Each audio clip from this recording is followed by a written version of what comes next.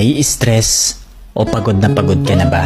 Gusto ko lang ipaalala sa'yo na kahit gaano ka ka-stress ngayon, wag na wag kang sumuko sa mga pangarap mo. Kailangan mong tandaan parati na magtiwala ka sa progress na nangyayari sa buhay mo. Kahit alam ko na minsan sobrang hirap at sobrang nakakapagod na din talaga. Magtiwala ka sa kakayahan mo.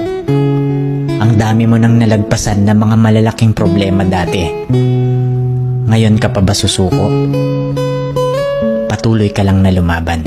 Yung pakiramdam mo ngayon na nahuhuli ka na sa buhay, siguro dahil nakikita mo yung mga kakilala mo o yung mga kaibigan mo pakonti-konti may na-achieve na sila. Parati mong tandaan na lahat tayo ay may kanya-kanyang timeline sa buhay. Hindi ka nahuhuli at hindi ka rin naman nauuna. Kung nasaan ka man ngayon sa buhay mo, yan ang lesson at experience na kailangan mong pagdaanan ngayon. Lahat tayo ay may sariling kwento sa buhay na makaka-inspire ng ibang tao. Sarili mong kwento yan. Kaya make sure na sulitin mo ang bawat moment at gawin mong fulfilling ang kwento mo kahit anong mangyari.